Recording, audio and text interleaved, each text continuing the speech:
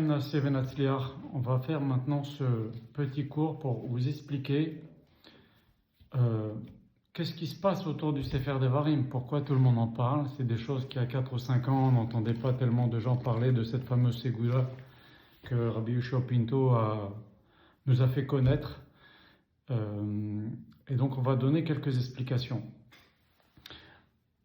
J'entends souvent des gens nous dire si c'est tellement important, si c'est une tellement grande ségoula, le Sefer Devarim, alors pourquoi il y a 50 ans, il y a 30 ans, il y a 40 ans, on n'entendrait pas parler?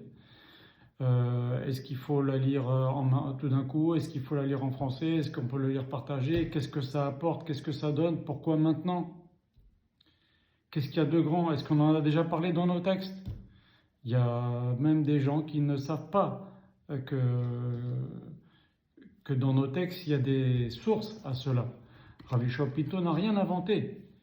C'est marqué dans les Rishonim, on va vous citer les sources du Gaon de Vilna, du Rabbi Tzadok HaKohen, du Midrash, on va citer toutes les sources dans nos textes qui parlent du Sefer Devarim.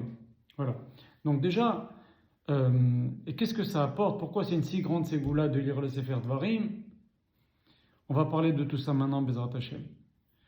Tout le monde sait que dans la Torah, il y a 5 livres, Bereshit, Shemot, Vayikra, Bamidbar, et le dernier livre, c'est le livre de Devarim, qui a été écrit par Moshe Rabbeinu. Alors je vais vous citer ce que nous disent nos textes, juste pour débuter, pour savoir un peu la différence qu'il y a entre les 4 premiers livres du Chumash et le dernier. Dans Masechet Megillah, dans page 31, il y a marqué toutes les malédictions qu'il y a dans le Sefer Devarim, Moshe, il les a dit de sa propre bouche. C'est ce que dit la Gemara. Et Rashi dit, non, il a entendu d'Akadosh Baruch Hu, et il a été shaliach, il a été émissaire pour dire, ainsi m'a dit Akadosh Baruch Hu. Mais Tosfot sur place, dans le Debora Matril Moshe, il nous dit que Moshe, il a dit le Sefer Devarim, enfin les klalotes de Mishneh Torah, et donc par extension, tout le Sefer Devarim, Beruach HaKodesh. En fait, pour conclure, on peut dire que le Sefer Devarim, on l'appelle Mishneh Torah, ça veut dire la répétition de la Torah. Il y a pas mal de mitzvot qui sont répétées, il y a quelques mitzvot qui sont nouvelles, mais Moshe Rabbeinu fait comme une récap dans le Sefer Devarim. Et on dit que Moshe Rabbeinu medaber betor gron. La Shechina medaberet betor gron. La Shechina, Akadosh Baruch Hu parlait à travers la bouche de Moshe Rabbeinu, et c'est comme ça qu'il y a eu le Sefer Devarim. Maintenant, qu'est-ce qui s'est passé exactement? On voit dans le Midrash quelque chose d'extraordinaire. Et je vais vous citer ce que dit le Midrash pour introduire. Il y a marqué dans le Midrash Rabbah, dans le Midrash sur Devarim, il y a marqué au moment, je vous donne dans le chapitre 11, au moment où la mort de Moshe Rabbeinu approchait, Akadosh Baruch Hu lui a dit En kervu yamecha lamut. Voilà, tes jours arrivent, les jours de ta mort arrivent. Moshe Rabbeinu a répondu à Akadosh Baruch Hu, Maître du monde, après tout ce que je me suis fatigué, et tu me dis maintenant ta mort approche, le Hamoud qui riait va s'appeler Maséya. Moshe Rabbeinu, c'est un verset de Tehillim qui dit je ne mourrai pas, je vivrai, et je vais raconter la grandeur d'Hachem. Le Midrash continue, Akadosh Baruch Hu lui a dit tu ne peux pas, Moshe Rabbeinu, faire ça, parce que c'est tout homme finit par mourir un beau jour. Donc tu peux pas faire une chose pareille. Alors Moshe Rabbeinu s'est résigné et il lui a dit Ribono shel olam, d'accord, maître du monde, je te demande une chose, avant ma mort, que je puisse pénétrer et ouvrir toutes les portes du ciel, afin que tous puissent voir qu'il n'y a que toi dans le ciel, dans le monde. Ça c'est un midrash, ok? Maintenant, le Rokar, c'est Rabbi Eliezer de Worms, qui est élève de Rabbi Yehuda Chassid. Il est cité par le Rav Galanti, qui dit la chose suivante. Il dit, dans le livre Kol Bochim, du grand Mekoubal Rav Galanti, Avram Galanti, il dit la chose suivante. Il dit que dans le Sefer Dvarim, il y a 955 versets qui correspondent pile aux 955 portes du ciel. Et chaque verset que l'on va dire va ouvrir une porte du ciel. Ça, c'est ce que dit un Rishon, le Baal HaRokach, qui était élève de Rabbi Yehuda Hanassi. On ne peut pas imaginer la grandeur du Baal HaRokach, tout ce qu'il a institué, tout ce qu'il a fait, tout ce qu'il a écrit. C'est un très grand Mekoubal, etc. Voilà. Donc voilà ce qu'il nous dit. Et il nous dit la chose suivante. Il nous dit, dans le ciel, il y a 955 portes. Il y a 900 portes que peut ouvrir l'ange le plus élevé dans le ciel, qui s'appelle l'ange Matat. Je ne vais pas dire son nom en entier, c'était Hanor, on a eu dans Parashat Bereshit. Akash Baruch Hu l'a pris. C'est l'ange que Akash Baruch Hu, quand il était fâché, Akash Baruch Hu, il a voulu ne plus diriger les Bnei Israël, et qu'il a dit à Moshe, je t'envoie un ange. Et c'est un ange qui n'a pas de patience, et c'est le premier ministre dans le ciel. Il s'appelle l'ange Matat. C'est l'ange le plus grand dans le ciel. Lui, il peut aller jusqu'à la 900e porte.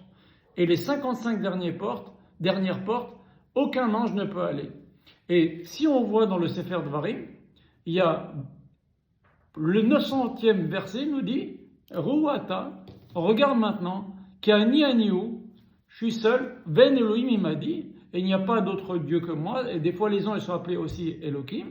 Donc voilà, à partir du 900e verset, il n'y a plus d'ange avec moi, Ben Miyadi Matif, c'est-à-dire qu'à partir du 900e verset, l'ange Matat ne peut plus aller. Et c'est ce qu'on dit aussi, c'est allusionné dans un verset qui nous dit En Hashamaim ou Shme Hashamaim. Voici les cieux et les cieux des cieux. En, c'est He, Nun 55. Voici les cieux, les 900 versets, et les cieux des cieux, c'est les 55 derniers versets du Sefer Dvarim, où là, on ouvre les dernières portes du ciel qu'aucun ange ne peut accéder. Donc Moshe Rabbeinu, il a fait cette demande à Akash Baruch Hu. Il dit, avant de mourir, Akash Baruch Hu, laisse-moi ouvrir toutes les portes du ciel. Et on voit pas que ça s'est passé.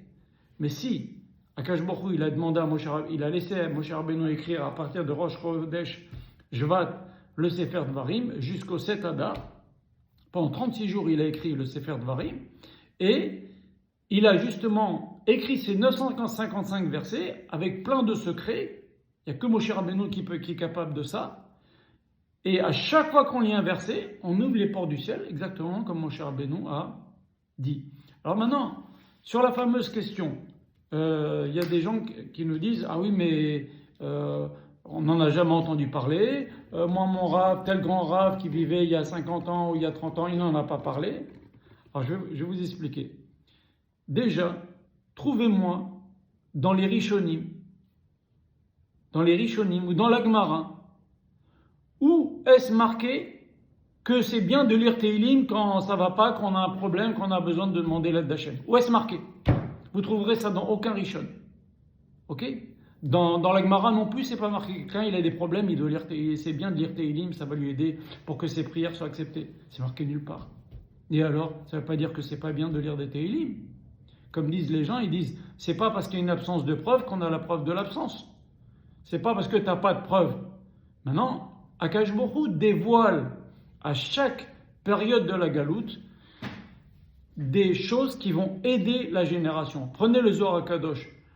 Pareil, donc on a dit le Teilim, ça fait que quelques centaines d'années qu'on sait que c'est bien de lire des Teilim pour ouvrir les portes du ciel et nos prières soient acceptées. Maintenant, prenez le Zohar HaKadosh. Le Zohar HaKadosh, il y a, je ne sais pas, 5 ou 600 ans, c'était Midrash Hanelan, ça veut dire on ne le connaissait pas, c'était un Midrash qu'on ne connaissait pas.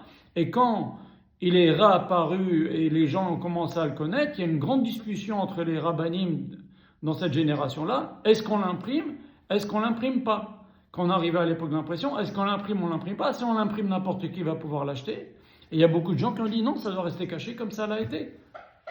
Finalement, ceux qui ont été pour qu'on l'imprime, ils ont gagné. Et finalement, aujourd'hui, n'importe qui peut acheter le Zohar HaKadosh. Mais sachez que on ne parle quasiment pas du Zohar HaKadosh dans les Rishonim. On n'en parle pas. On sait qu'ils avaient une connaissance de la Kabbalah, etc., mais on ne parle pas du livre de Zohar HaKadosh. Et pourtant, voilà, maintenant, c'est quelque chose qui est accepté, tout le monde le lit. Regardez ce que dit le Harizal. Le Harizal, il y a marqué Veita ber bi Hachem.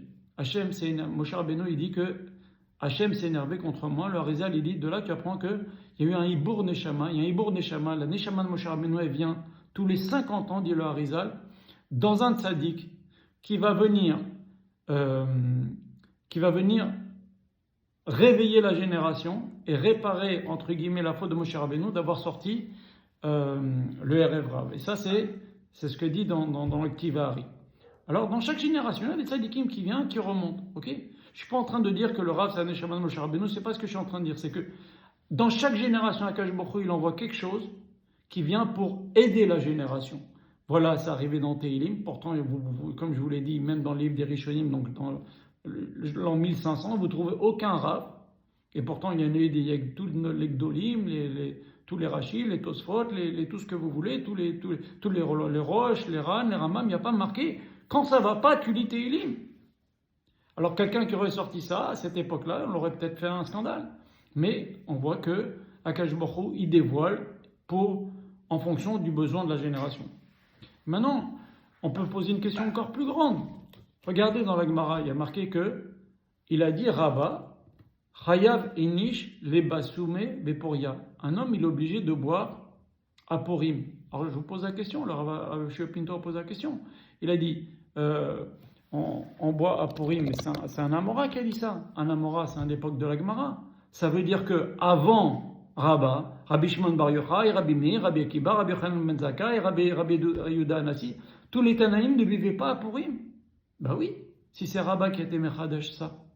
Et alors, ça ne veut pas dire que c'est faux. Voilà, ça a été accepté dans toutes les générations qu'on boit à Purim. Et pourtant, c'est un Amora qui l'a dit, et on ne voit pas que les Tanaïm le faisaient. Donc, il faut comprendre que dans chaque génération, Akadosh Baruch Hu, il envoie ce qu'on appelle des Gilouim, des dévoilements de choses qui vont nous aider. Il y a eu les Tehilim, qu'on a compris que ça pouvait nous aider à remuer le ciel et faire ouvrir les portes du ciel et nous faire accepter nos prières. Il y a le Zohar, que maintenant il est diffusé alors que c'était un livre caché pendant des siècles et des siècles. Et il y a maintenant ce secret du Sefer Dvarim qui commence à être de plus en plus connu, mais ça a été écrit par le Baal HaRokach. Pour vous situer, le Baal HaRokach, il est mort dans les années 1200. Donc c'est pas d'aujourd'hui, cette histoire des 955 portes dans le ciel, c'est un Rishon qui le dit, et c'est quand même du solide. Voilà. Alors, on va continuer un petit peu, on va citer quelques sources, avant d'aller plus loin, pour pour comprendre. Le Gaon de Vilna, il dit la chose suivante. Et il cite dans un commentaire sur Parashat Azinu, sur le verset justement Rou ata kianiu, regarde, c'est moi et il y a En Elohim, il m'a dit, il n'y a pas d'autre ange avec moi. C'est justement à partir de la 900e porte. Le Gaon de Vilna, il cite le Mégalé Amokot, et voilà ce que dit le Gaon de Vilna. Il nous dit dans les mondes supérieurs, il n'y a que Hachem et aucun ange. Et c'est allusionné dans le Passouk, En, les versets que j'ai cités tout à l'heure, En l'Hachem Elokecha, Hachamim Ushma Hachamim. Voici l'Hachem. En, c'est 55, sont pour Hachem, les 55 dernières portes du ciel. Hachamim Ushma Hachamim, c'est le ciel du ciel, les 55 dernières portes où aucun ange ne peut atteindre.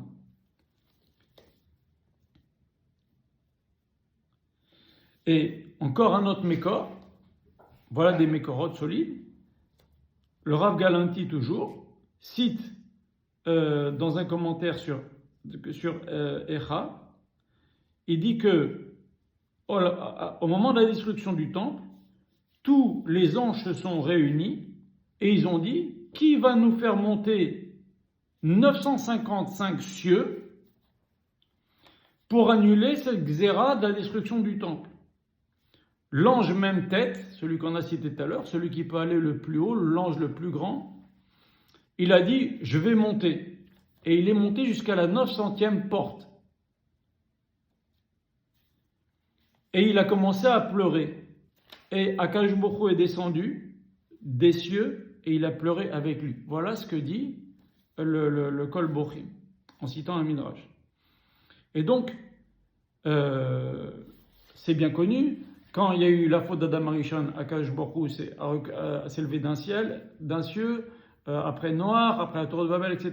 Quand il y a eu Matan Torah, il est revenu, il y a eu la faute de Vodor, il est encore remonté, ainsi dit le Midrash, et quand il y a eu le Bet Amikdash, va sous l'Amikdash, et Shachanti Betocham, les portes ouvertes. Il y a eu la destruction, ça a recommencé. Mais maintenant, Moshe Rabbeinu, il a dit, laisse-moi ouvrir les portes. Hachem, il a laissé écrire le Sefer Dvarim, qui, en lisant chaque verset, on peut ouvrir les portes. Et donc, quand on ouvre les portes du ciel, on arrive à faire monter notre filote. Combien de filotes elles sont bloquées par tel péché, par telle chose, par ci, par ça. Vous savez ce qu'il a dit le Chafetz Chaim à quelqu'un qui était venu lui demander une bracha?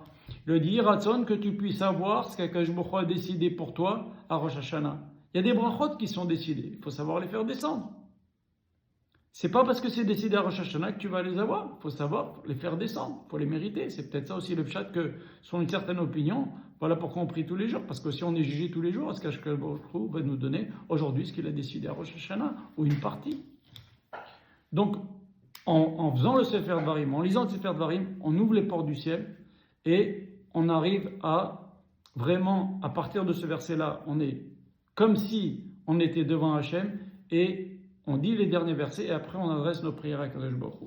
D'ailleurs, comme on a dit, on va citer des sources qui disent que celui qui lit le Sefer Dvarim, c'est comme si Moshe Rabbeinu, il parlait, c'est comme si c'était Moshe Rabbeinu qui le disait. On va citer des sources, Bezrat Hashem. C'est important de citer des sources parce que la plupart des gens ils disent ouais mais on ne sait pas, on n'a jamais entendu d'où ça sort. Voilà des sources. Je viens de vous en citer quelques-unes et je vous en cite encore.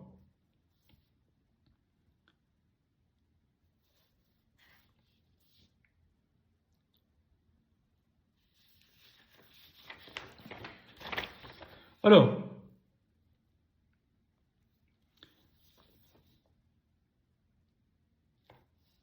bon, ça c'est les ségoulottes qu'on va lire après.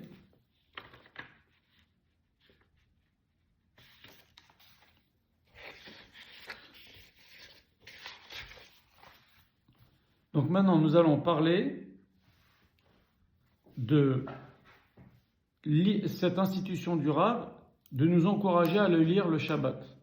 Alors le Shabbat, on dit qu'on ne fait pas de prière personnelle. Excusez-moi, c'est vrai, Chachamim m'ont dit ça. Quand vous dites Sim, Shalom, Tovo, Bracha, c'est une prière personnelle, c'est institué dans la Tfila. Quand le Shabbat Shuvah, on dit Besefer Chaim, Becha, Beshalom, c'est aussi des prières personnelles. Ce qu'il faut pour que ce soit permis, c'est que vous mettiez quelque chose de spirituel dedans. Par exemple, quelqu'un, il veut prier Hachem pour avoir une nouvelle maison. Il dit Hachem, donne-moi une nouvelle maison, comme ça je peux faire la mitzvah de mezouza et la mitzvah de mettre une souka.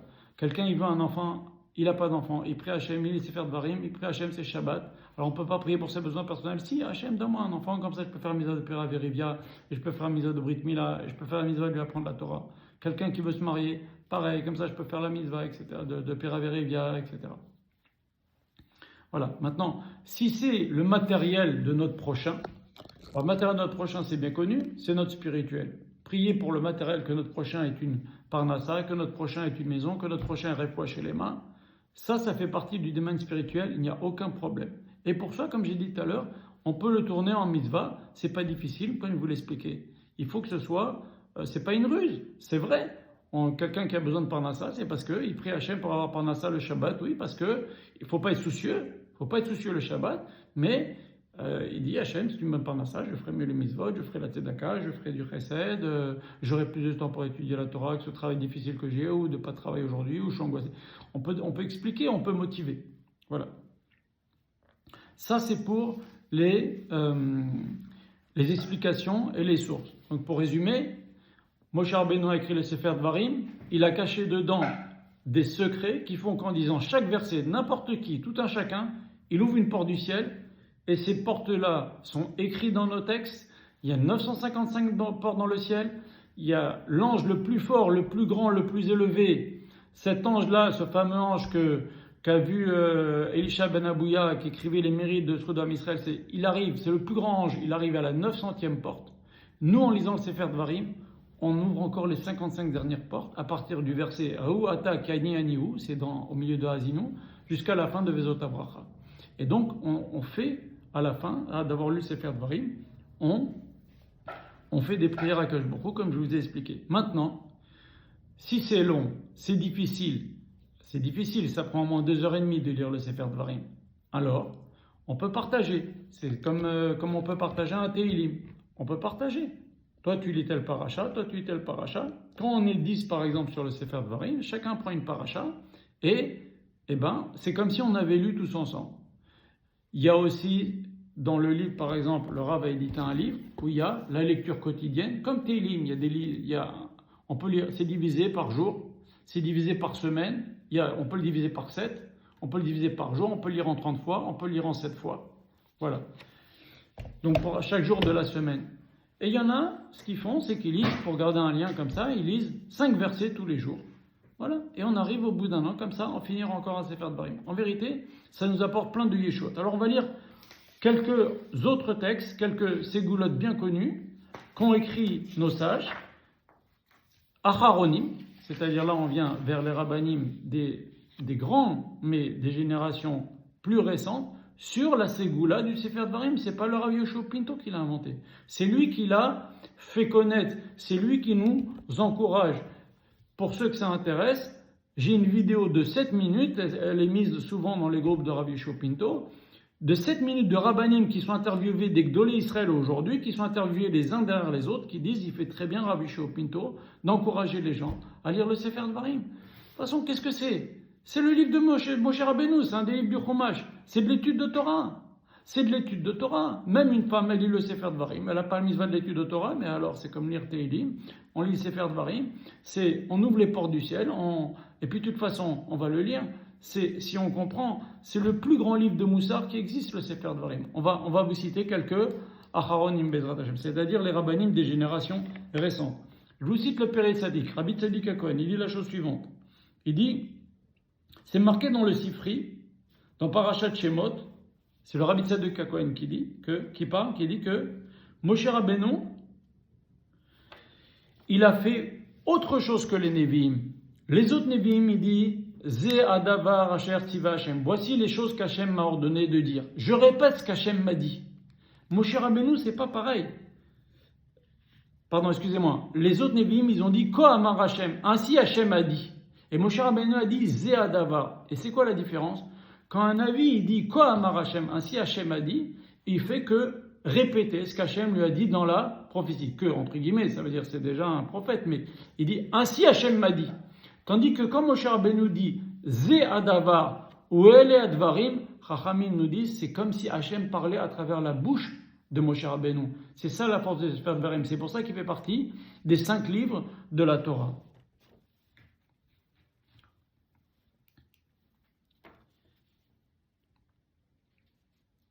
Et c'est ça la force il nous dit le Pérez Rabbi Tzadik HaKohen, il nous dit que celui qui lit le Sefer Dvarim, c'est comme s'il entendait, quand moi je lis le Sefer Dvarim, c'est comme si je l'entendais de la bouche de Moshe.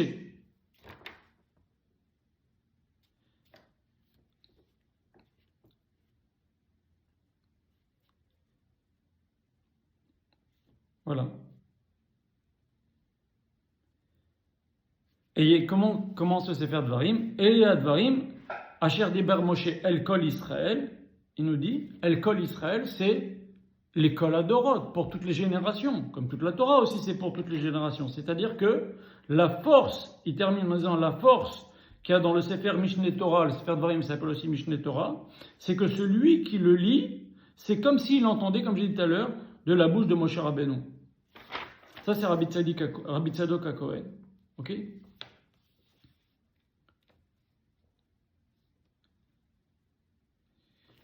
Alors, je vais citer quelques sources des rabbanim acharonim. Mais déjà, avant, je vais vous citer un midrash Bereshit Rabba Vav, qui dit la chose suivante. Rabbi Shimon bar Yochai a dit, ce sefer de Mishneh Torah, de Bereshit, c'était un livre dont Yeshua, l'élève de Moshe, était habitué à lire. Et au moment où Akash Baruch Hu s'est dévoilé à Yeshua bin Nun, il a trouvé Yeshua bin Nun en train d'étudier le Sefer Dvarim et il l'avait dans la main. Qu'est-ce qu'il lui a dit à Akash Baruch Hu? Il lui a dit Chazak Yeshua, Chazak Vemat Yeshua, le Yamush Sefer HaTorah Azeh, ce livre-là que tu as reçu de ton maître Moshe Rabbeinu, il ne faut pas que tu le quittes une seconde. Yoshua ben Nun l'a pris, il a montré le livre de Moshe Rabbeinu vers le soleil, et il a dit au soleil, de même que je n'ai pas quitté ce livre de mon maître Moshe Rabbeinu, toi, d'homme, arrête-toi. Il a arrêté le soleil, dit le Midrash Rabbah, que Yoshua ben Nun a arrêté le soleil avec le Sefer Dvarim en le montrant comme ça. Voilà. Le Midrash, dans le Seder HaRakim, dit la chose suivante, Kol Osek Besefer Alei Dvarim, tout celui qui étudie le Sefer Dvarim, comme s'il était Mekayem Kol HaTorah Kula, comme s'il faisait toute la Torah entière. Quand on nous dit le verset qui nous dit qu'on a lu pendant les Yamim Noraim, Kochu imachem devarim vevishubu el Hashem, prenez avec vous des paroles et revenez vers Hashem. La kavana, c'est le Shevet Moussa. Rabbi Eliyahu Cohen dit la chose suivante. Il dit, quand le verset te dit Kochu imachem devarim, prenez avec vous devarim, la kavana, c'est que chaque juif étudie le livre de Devarim. C'est le Shevet Moussa. Regardez ce que dit le Shla HaKadosh. Le Shla HaKadosh. Il nous dit la chose suivante. Qu'est-ce qu'on a besoin d'aller chercher des livres de Moussar? Car toutes les parachiotes du Sefer Dvarim, elles sont pleines de Tochachot et de Moussar qu'a écrit Moshe Rabbeinu. Pour nous encourager à faire les mitzvot, pour ne pas nous écarter yamin ou smol de la Torah, de craindre Hashem, d'aimer Hashem, d'étudier la Torah. Donc, il est en train de nous dire, le plus grand des Sefer de Moussar, c'est le Sefer Dvarim. Cherche pas, c'est écrit par Moshe Rabbeinu. Moshe Rabbeinu, c'est le Rav de tous les Rabbanim. De tous les Rabbanim, il y a un qui dit qu'il y a un Rav plus grand que Moshe Rabbeinu. Trouvez-moi.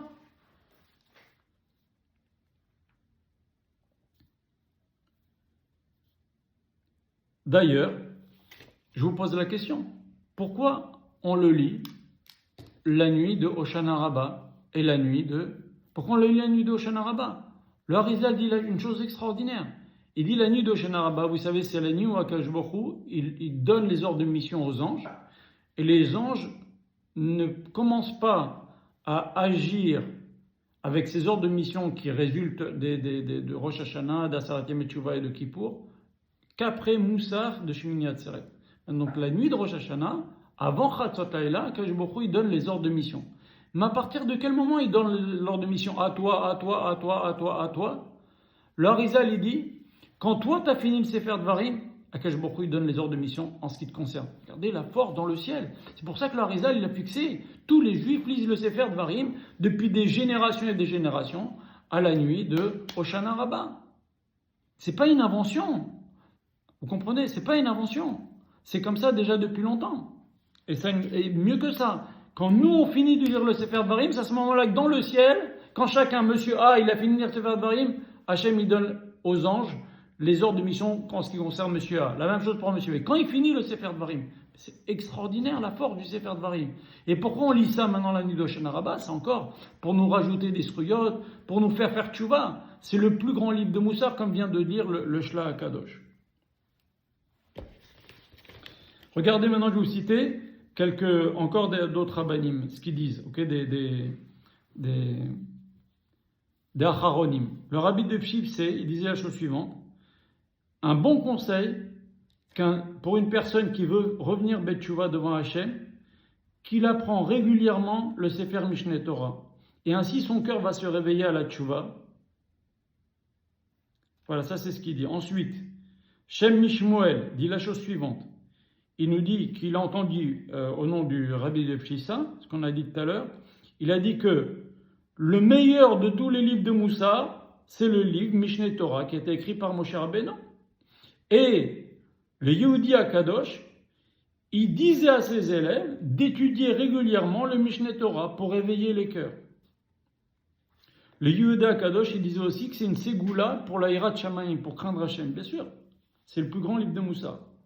Et c'est aussi une ségoula pour avoir des enfants. Et d'où on le voit, vous savez que dans les parachutes qu'on va lire bientôt, il y a marqué que Yitzhak s'est disputé avec, dans la région, là où vivait Avimelech, le roi Avimelech, dans la région des Philistines, sur 5 puits. Le dernier des puits, il s'appelait Rehovot, et il y a marqué, ainsi, nous allons nous multiplier. Yitzhak appelait le dernier des puits, Rehovot, c'est la largesse, et ainsi nous allons nous multiplier. Et là, c'est un remède, parce que les 4 puits sur lesquels il y a une dispute, c'est les 4 livres, c'est en allusion aux 4 premiers livres de la Torah, et le 5e, où ça s'est bien passé, il a dit, voilà, par Inu Baaretz, on va pouvoir se multiplier. Donc on dit que là, c'est une allusion aussi que c'est une ségoula pour avoir des enfants. Et je lis encore quelques petites remarques des Acharonim, ça veut dire des rabbanim des dernières 200-300 ans.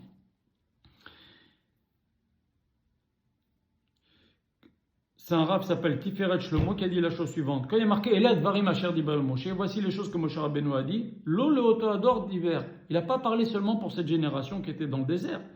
Dans tous les Dorot, d'ailleurs, comme c'est marqué, dans Sefer Dvarim même, il y a marqué Atem Nitzavim Mayom, vous qui êtes là et vous qui n'êtes pas là. C'est marqué Mefouraj dans le Sefer Torah. Vous qui êtes là et vous qui n'êtes pas là, c'est-à-dire même les Neshamot qui vont venir plus tard. Et il dit tout le Sefer Mishneh Torah, le Tiferet Shlomo, il dit tout le Sefer Mishneh Torah, il est plein de prophéties sur l'avenir.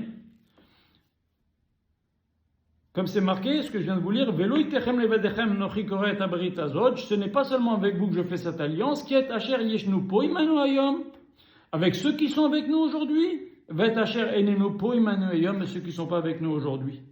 Le Sabbat de Kelem aussi disait que tout le Mishneh Torah, c'est un livre plein de moussar, et il racontait à ses élèves que plein de rabbanim qu'il a connus aussi encouragé à lire le Sefer Devarim. Le Pnei Menachem, le rabbi de Gour, il y a quelques générations, il n'y a pas longtemps, il cite le Chidush Harim, un des rabbis de Gour précédents, qui disait que dans le Sefer Mishneh Torah, il y a une part pour chacun d'entre nous, qui nous concerne. Car Moshe Rabbeinu, quand il dit Elad Varim Asher Diber Moshe El Kol Israël, il nous parle à chacun d'entre nous. Et donc Moshe Rabbeinu, il a inclus dans le Sefer Dvarim que chacun il a un lien avec un verset dans le Sefer Dvarim. Regardez d'ailleurs le Gaon de Vilna, il a écrit Even Shlema, Eliyahu ben Shlomo, c'était le nom de son père, il a été pris dans le Sefer Dvarim. Le Rambam disait que dans Azinu, il y a le nom de chaque juif. La fameuse histoire avec son élève qui avait mal tourné, je ne vais pas raconter maintenant, mais il y a tout dans le Sefer Dvarim, il y a tout, c'est Moshe Rabbeinu qui a écrit. Il a demandé à Hachem, Moshe Rabbeinu, vous imaginez, si un grand Mekoubal aujourd'hui, ce qu'il peut connaître, qu'est-ce qu'il connaissait Moshe Rabbeinu? Moshe Rabbeinu, il a écrit 955 versets, chaque verset, il ouvre une porte du ciel. C'est pas compliqué. On raconte aussi, les élèves de Khatam Sofer disaient que quand le Khatam Sofer lisait le Sefer Dvarim, il était koulouesh, il était comme ça, en feu. Et il y a un livre qui s'appelle le Abba Rezim, il dit qu'au nom de Rav David Moshe Mikrishnov, c'est un Rav de Jérusalem, qui disait que en étudiant le Sefer Mishneh Torah, un homme il peut faire tout ce qu'il veut, tout ce qu'il a besoin. Voilà. Le Aruch HaShulchan, c'est un Rav qui vivait avant-guerre. C'est le Rav du Rabbi de Ponyovitch. Et il a écrit un livre très connu, un commentaire sur le Shulchan Aruch, qui s'appelle Aruch HaShulchan. Et quand il parle d'Hoshana Rabbah, il dit la chose suivante, il dit « Et on lit la nuit d'Hoshana Rabbah, Mishneh Torah, le livre de Dvarim, parce que là-bas, dans ce livre-là, de Sefer Dvarim, c'est le Ikar, c'est le principal de Ahavat Hashem, l'amour d'Hashem et la crainte d'Hashem. » Je pourrais vous en citer comme ça beaucoup, ça va être long. Je vais vous citer maintenant encore 2-3 petites choses que Rabbi Yoshua Pinto a dit. Donc, c'est dommage, on ne peut pas faire ce cours en Zoom pour des questions techniques, j'aurais aimé écouter vos questions, mais les questions les plus courantes, c'est est-ce qu'on peut le faire en français? Écoutez, la ségoula, c'est de dire ces mots en hébreu qui ouvrent les portes du ciel. Donc, c'est bien de lire le livre en entier et en hébreu. Ça ouvre, chaque verset ouvre les portes du ciel, d'accord? Maintenant, celui qui ne peut pas, au moins qu'il lise les 55 derniers versets en hébreu. Ça, c'est ce que dit le Rav. Et homme ou femme, on peut lire le Sefer Dvarim un peu. Alors, ce qu'on fait aussi beaucoup, c'est comme on a dit tout à l'heure, on partage le Sefer Dvarim en 10. 10 dames, 10 messieurs. Toi, tu lis une paracha, moi, je lis une paracha, moi, je lis une paracha. Il suffit que chacun ait une part. Il y a 10 parachas dans le Sefer Dvarim. Si on lit chacun une paracha, c'est raisonnable, ça va prendre 20 minutes, même quelqu'un qui n'a pas tellement l'habitude, c'est jouable. Et comme on est plusieurs associés, c'est comme si on l'avait tous fait. Et donc, quand on a fini de lire le Sefer Dvarim, on adresse nos questions à Akadosh Baruch Hu, comme j'expliquais tout à l'heure, en glissant de la spiritualité. Si c'est vous priez pour votre prochain, eh ben, vous pouvez prier même des choses matérielles qui le concernent. Donc maintenant, il faut s'imaginer que quand on commence à lire le verset Ruata Kani ou Ven Elohim il m'a dit, quand on lit ce verset dans Parashat Azinu, c'est le 900e verset, on commence à monter dans les 55 dernières portes. Nous, on ne le sent pas, mais notre Neshama le sent. Donc il y a plein de choses que notre Neshama sent que nous, on ne sent pas. Et donc on monte jusqu'on finisse de faire Dvarim. Quand on se finit de faire Dvarim, il faut adresser des tfilotes. On est vraiment, notre Neshama, elle est montée très très haut, là, ouvert tous les cieux en lisant le Sefer Dvarim. Voilà. Alors maintenant, le Rav a posé une question. Il a dit, qu'est-ce qu'il y avait de nécessaire pour écrire ce Sefer Dvarim? Vous savez, il y a un Midrash qui dit comme ça, que le Sefer Dvarim, il a été à un moment donné perdu, on n'avait plus que les 4 livres, et c'est le roi Yoshiyahu HaMelech qui, à peu près 50 ans avant la destruction du temple, du premier temple, est tombé dans le Beth Amikdash sur le livre de Dvarim. Alors je sais, il y a des questions là-dessus, parce que Moshe Rabbeinu, il a écrit les Sefer Torah. Bon, en tous les cas, comme ça dit ce Midrash, et il a vu les malédictions qu'il y a dans Kitavo, il a compris que le temple va être détruit, et de là, en lisant le Sefer Dvarim, il a pris la décision de cacher le Haron à Kodesh, avec les tables de la loi, avec les Sefer Torah qui a écrit Moshe Rabbeinu, etc., la Sinsenet Aman, tout ce qu'il y avait dans le Kodesh et Kodashim. Et donc ça a été caché, on ne sait pas où ils sont, le Mashiach et Navi vont nous dire où ils sont, mais dans le deuxième Beth Amikdash, il n'y avait pas de Haron à Kodesh, on rentrait dans le Kodesh et Kodashim, c'était une pièce vide. Il y avait 10 différences entre le premier Beth Amikdash et le deuxième. Donc, ce Sefer Dvarim, il a marqué l'histoire, et le Rav, il pose la question, il dit, comment ça se fait que Moshe Rabbeinu, il a voulu ouvrir les cieux, nous donner un moyen d'ouvrir les cieux en disant ces 955 versets qui correspondent à 955 portes. Mais pourquoi? Eh bien, regardez ce que dit le Rav, il dit quelque chose d'extraordinaire, je vais vous le dire de tête, ok? On voit qu'il y a eu 5 exils. Il y a Babel. Quand Nebuchadnezzar, après du premier temple, il est venu détruire le temple, c'est l'exil de Babel. Il y a Madaï, c'est l'époque de Achashverosh. Il y a les Grecs, à l'époque de Hanouka. Et le dernier, c'est, je vais le retrouver en lisant. Donc déjà, quand on voit dans le premier livre du Chumash, dans Bereshit, il y a Babel. Hachem, il a détruit, il a perturbé les gens qui ont fait la tour de Babel. Et donc, l'impureté qu'il y a de cet exil de Babel, en lisant le Sefer Bereshit, on peut casser cette chose-là. Dans le Sefer Shemot, il y a Matan Torah, il y a les Juifs qui ont reçu la Torah, c'est Keneged Madai, quand les Juifs étaient à l'époque de Purim, il y a marqué que les Juifs, ils ont reçu la Torah de nouveau. Et parce que quand ils ont reçu la Torah dans le Sefer Shemot, au moment de Matan Torah, c'était contraint et forcé. Au moment de Purim, ils ont réaccepté de nouveau la Torah. C'est Keneged, c'est contre ce qui s'est passé, l'exil de les Mèdes. Madai, on dit en hébreu. Après, il y a eu les Grecs qui sont venus, qui sont entrés en Eretz Israël, qui ont fait ce qu'ils ont voulu en Eretz Israël. Ils nommaient même les Kohen Gadol, etc. Ils ont fait du balagan, tout ce qu'ils nous ont empêché de faire. C'est pour ça qu'on fait Hanouka, ils se sont battus, etc. Et bien, c'était quoi? Ils se sont battus pourquoi? Pour faire des korbanot, les Hashmonaïm, pour Hanouka Tamizbeach, pour reconstruire le temple.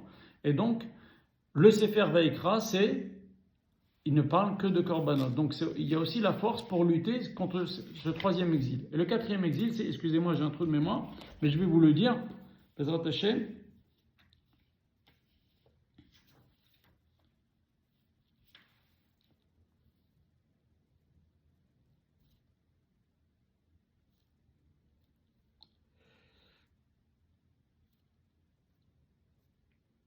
Ah oui, dans le Sefer Bamidbar, il y a marqué que Moshe Rabbeinu, c'est quoi le dernier quatrième exil? C'est Édom.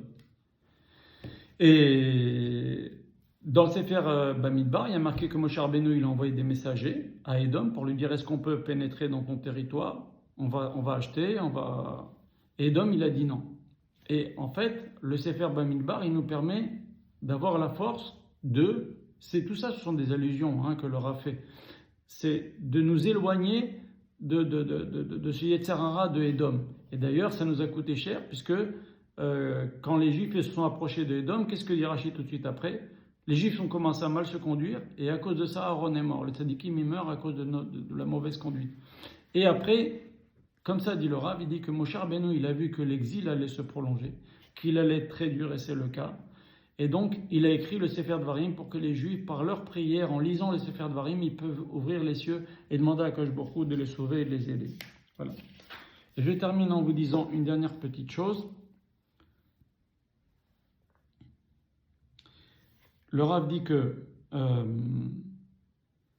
si on prend les téphilines, le téphilin de la tête, il a quatre parchemins.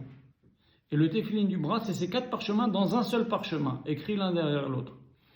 Et il dit, si on voit les 4 livres de la Torah, ils correspondent à ces 4 parchemins-là. Et le Mishneh Torah, c'est la répétition de la Torah, c'est une répétition des 4 parchemins, des 4 premiers livres. Pourquoi on l'appelle Mishneh Torah, le Sefer Dvarim? Parce que Mishneh Torah, c'est la répétition de la Torah. Donc il y a en soi un peu, c'est comme le Mishneh Torah correspond au tefillin du bras, et le tefillin du bras, il est en face au cœur, et ça nous donnera beaucoup de force pour résister au Yetzer Hara qu'il y a justement dans ce dernier exil. Voilà. Dommage, je ne peux pas vous donner la parole parce que c'est pas sur Zoom. Je suis désolé, mais voilà. J'espère que si vous avez des questions, vous trouverez le moyen de me les poser. En tous les cas, tous les rabbanim de la génération, beaucoup de rabbanim de la génération, ils sont filmés et ils encouragent de lire le Sefer Dvarim, Rav Arush, le Rav d'Etat Brout, combien de rabbanim, j'ai des vidéos et des vidéos et des vidéos, ils ont tous été faits. 7 minutes de rabbanim qui se succèdent de dire c'est bien, c'est bien, c'est bien, c'est bien, c'est bien, ça ne peut pas faire de mal de lire le livre de Moshe Rabbeinu. Le Rav il dit toujours, il dit, on cherche des ségoulottes, on va voir des tzadikim, mais est-ce qu'il y a mieux que Moshe Rabbeinu? Est-ce qu'il y a mieux que Moshe Rabbeinu, le Rav de tous les rabbanim? À tel point qu'Akadosh Baruch Hu, il ne voulait pas qu'on rappelle le souvenir de Moshe Rabbeinu. La Gemara dit pourquoi la tombe de Moshe Rabbeinu est cachée? Parce qu'Hachem ne veut pas que les Juifs viennent prier sur la tombe de Moshe Rabbeinu et demandent la Géoula. Parce que si les Juifs viennent sur la tombe de Moshe Rabbeinu et demandent la Géoula, eh bien, Akadosh Baruch Hu, entre guillemets, il est obligé de nous libérer. Donc Akadosh Baruch Hu, il a caché. Akadosh Baruch Hu lui-même, il s'est occupé d'enterrer Moshe Rabbeinu. Je ne vais pas faire la pub de Moshe Rabbeinu, il n'y a pas plus que Moshe Rabbeinu. Alors on va chercher ci et ça. On a le livre de Moshe Rabbeinu qui a écrit, il a demandé à Hachem, aide-moi à ouvrir les portes du ciel. Et il a écrit ce livre-là, qui fait partie du Sefer Torah, qui nous permet, en les lisant, d'ouvrir les portes du ciel. Il n'y a pas mieux. Il n'y a pas mieux. Donc, le Rav Yoshua Pinto encourage chacun et chacune à lire un peu, en partie, à le repartir dans le mois, dans la semaine, une partie sur 10 le Shabbat. On se débrouille, mais ça peut faire que du bien. Essayez aussi de comprendre. C'est bien si vous comprenez, parce que comme on a dit tout à l'heure, c'est plein de Moussar, c'est le plus grand livre de Moussar qui nous donne la crainte d'Hachem, qui nous donne la tchouva, qui nous donne la vat Hachem. Maintenant, la fameuse question, quelqu'un qui ne sait pas lire l'hébreu, ok? Alors, bon, il ne pourra pas faire la ségoula, mais ce qu'il peut faire, c'est au moins un peu se casser. Je connais des dames qui mettent des fois 1 heure pour lire les 55 derniers versets. Ben, fais un effort, c'est bien, ok? Bon, à défaut, il ira en français, mais c'est pas la ségoula, ok?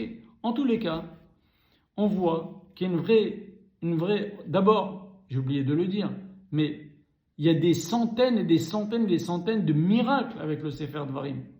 Combien de femmes qui n'avaient pas d'enfants ont eu des enfants? Combien de gens qui avaient des maladies, ils n'ont plus de maladies? Combien de gens qui étaient dans le coma, leurs proches, ils ont lu, tac, à s'est réveillé. C'est Ensof. Il y a même des sites internet où les gens citent Beilum Shem, ça veut dire ils ne mettent pas leur nom, tous les miracles qu'il y a eu avec les Sefer Dvarim. C'est par centaines et par milliers. Donc c'est dommage de passer à côté ce dévoilement de notre génération. Voilà. Kol hakavod lachem, Shabbat shalom mevorach.